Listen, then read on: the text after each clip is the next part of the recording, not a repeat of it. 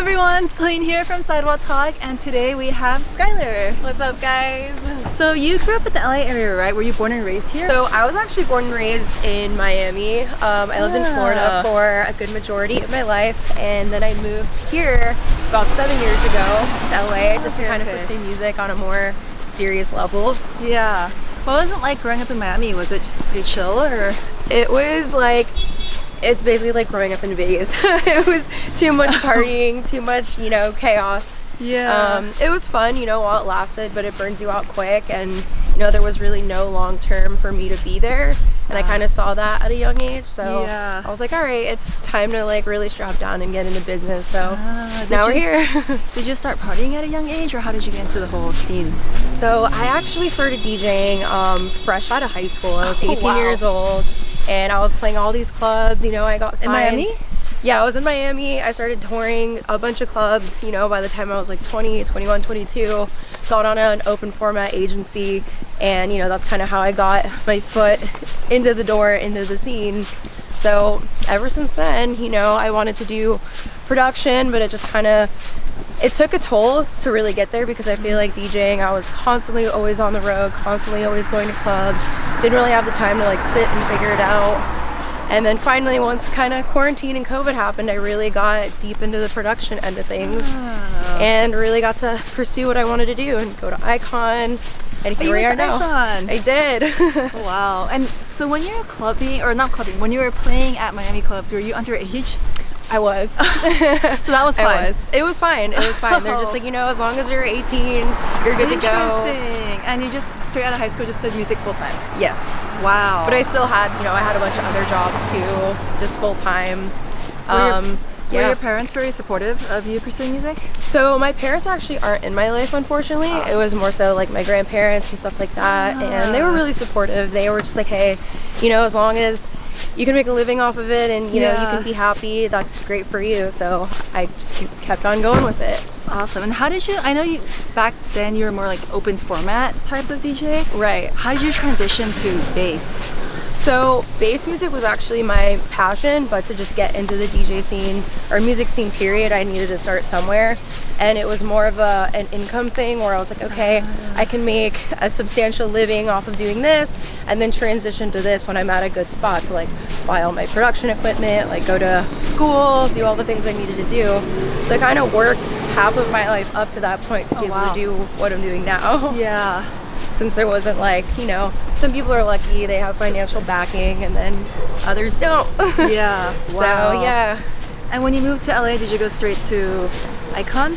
So I actually didn't go straight to Icon right away. I was kind of just in the transitional period of figuring out, the music lane I wanted to go into, kind of figure out like my brand, my direction, my overall just vision for the project. Yeah. So it took a couple years to really figure that out, and then once I finally figured out what I wanted to do, I was like, okay, I think I'm ready for the next step. Oh, so cool. Between that, I just did like remixes and stuff like that for DJ pools, and did all that under a different name, and here we are now. And now you just released a single. I did. And it's considered future trap. Can you talk more about that? Sure. So my whole vision with future trap is just kind of like combining different elements of like future bass, trap, wave, kind of all together, and just kind of making more of a melodic trap track. So that's kind of my vision for that, and that's what I'm trying to pursue still, is just kind of more of a melodic trap sound. How long did it take for you to produce Hit My Line? Honestly, not very long at all. I actually ended up making that within a week. It was just kind of my ADD brain deciding, when I wanted to finish it, and when I was like, okay, is this good enough? Do I like it? Do I like it? Yeah. But I feel like that's with everybody producing tracks. Like, you just want to keep fine tuning it, and then you're like, okay, no, I need to like just release this already. So that's where I'm at. Are you planning on doing more future trap tracks?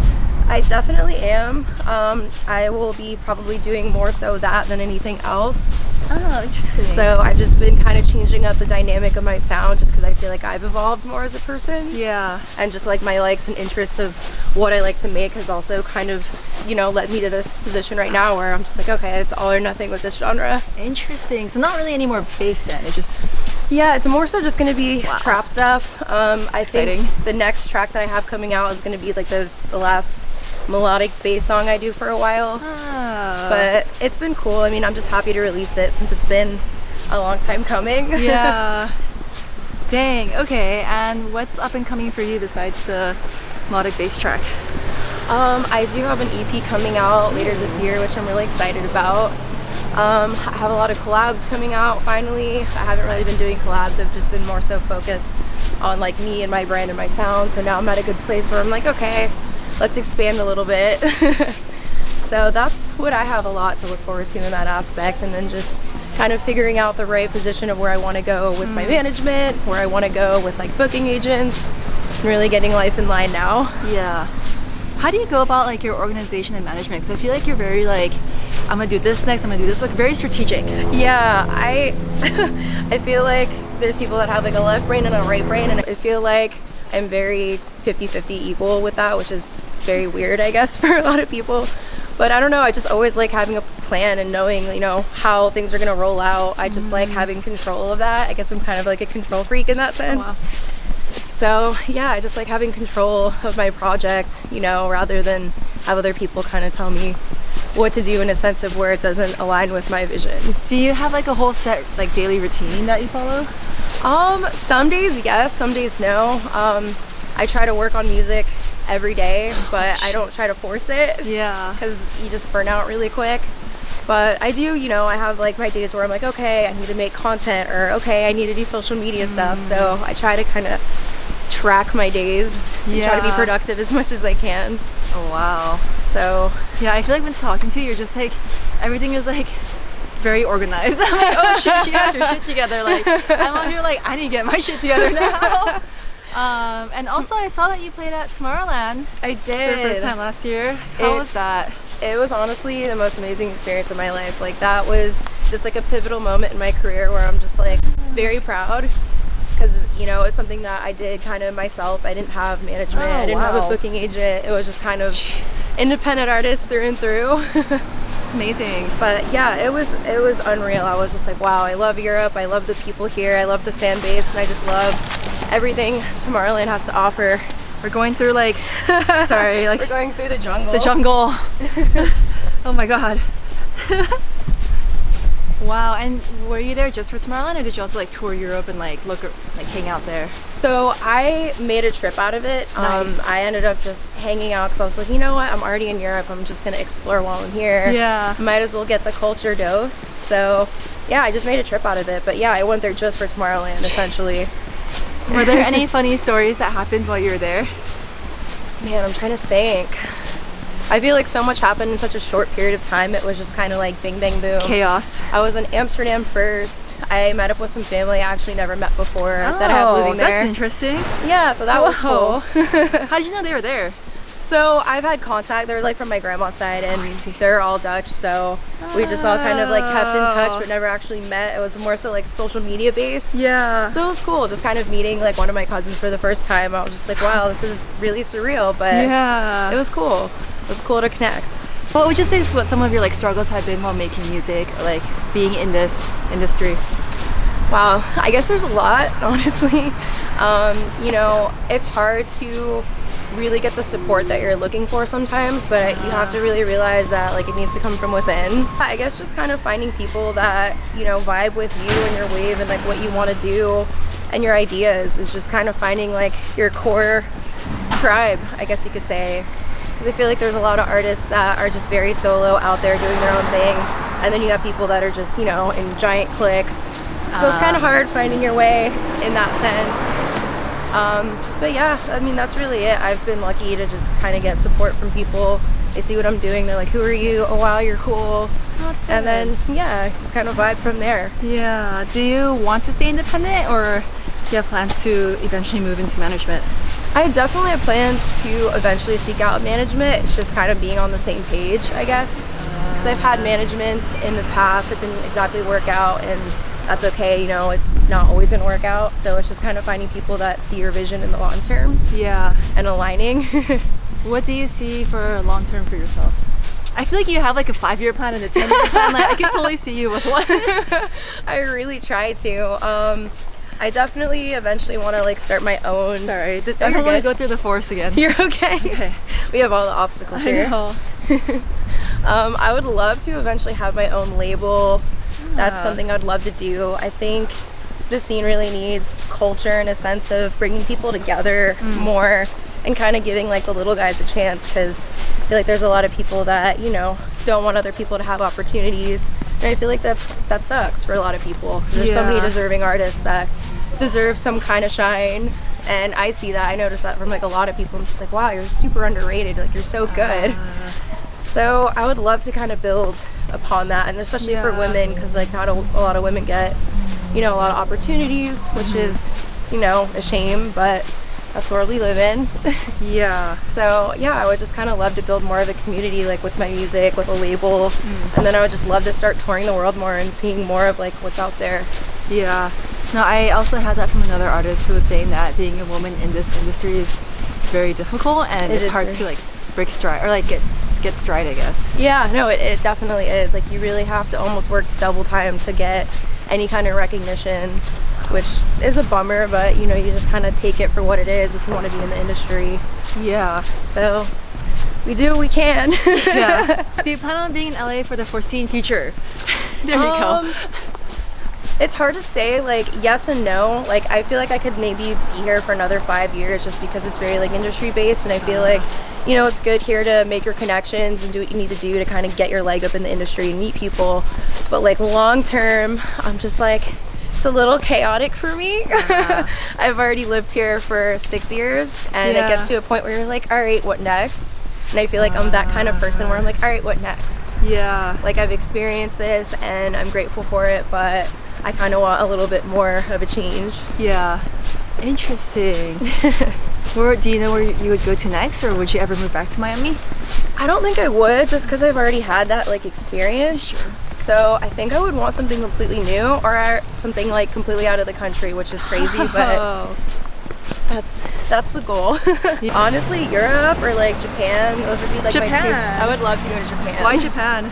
I just love like the culture, the nature, the people. Like it's just unreal. Yeah. And just like the scene over there, like just with nightlife and music, just seems so cool. Interesting. I actually just got back from Japan. Oh no way. I eventually want to retire in Japan. There you go. If you know, you know. I'll see you there. But I didn't really know like the music. I've never been to a club. I've only been to one club in Japan. It's like very like Japanese. I don't know. I've never like seen the rest of it. I've seen like some of the craziest shows and clubs there and festivals that they put on, and I'm just like, wow, that's so inspiring to just like break into a completely different scene culturally. So that's always like really intrigued me. Interesting. Now I guess I want to go to Japan for a festival. Seriously. Do you have any other festivals that you would say are your favorites? Man, there's so many that I haven't been to that I guess are more so out of the country, out of the US, that I think would be really cool to go to. I guess one that I really wanted to go to is in Canada which is Shambhala. Oh, yeah. I've never been, but it just looks like the kind of vibe I'd really like. Yeah. I heard Bonnaroo is pretty cool, which looks like a fun one. These are all on my list too. Yeah. One day, We probably have eventually. the same list. Dang. But That's those are awesome. some of my top ones that I think would be really cool. I've done the EDCs, I've done a lot of the Insomniac ones I've been to. The Gorge actually looks really cool, like the Gorge things is that they beautiful. do there. I was like, I haven't been there yet. That one's one of my favorites Yeah, in the States. that looks incredible, honestly. Yeah.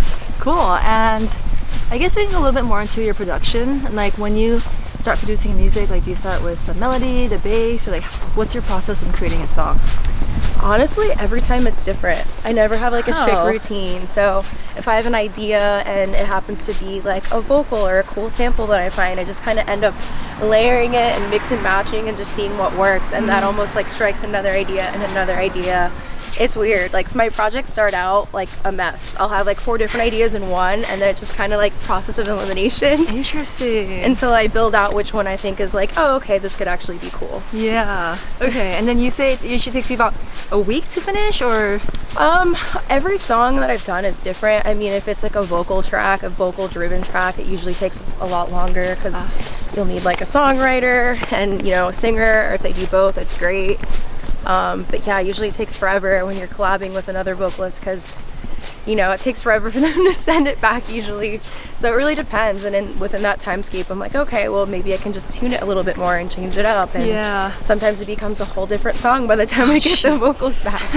It really depends. Wow, okay. But yeah, if it's just like a trap track, it doesn't take me too long, sometimes a week, sometimes 2. I guess it just depends on like how crazy I want the sound design to be, really. Yeah. Dang, I feel like with you, it's like everything just gets done. That's it. I feel like, in a sense, yeah, only because I'm like my own manager in a sense right now. So it's just like everything has to be done. It's like my left side of my brain fighting my right side of the brain. Wanting to be creative, wanting to do this, wanting to be blasé, but like I have to have this done at this deadline and this due date. So yeah, it's like multiple personalities almost. Is there anything specific that you wanted to talk about before I close out the interview? Well, I just want to say to everybody out there watching, I appreciate your time, and if you get the chance to check out my music, I hope you guys like it. There will be a lot of stuff happening within the next year or two that I can't really speak on, but I'm really excited to progress this project and just see everybody rocking out there with me. Nice. Exciting, very exciting. And last question, what do you want to be remembered for? I think I want to be remembered for, I feel like saying music is cliche, but I would really like to be remembered for it like being impactful as like a human and an artist. So I'd like to double down on that and kind of just making like changes to the scene that are like appropriate for other people, and like helping other artists grow and building like healthy communities and giving women a platform. You like knew your answer like so perfectly. I'm like so impressed right now. That was like the perfect like end. Thank you. But cool, thank you for jumping on today with Sidewalk Talk, and we will see you next time. See you guys next time. Bye.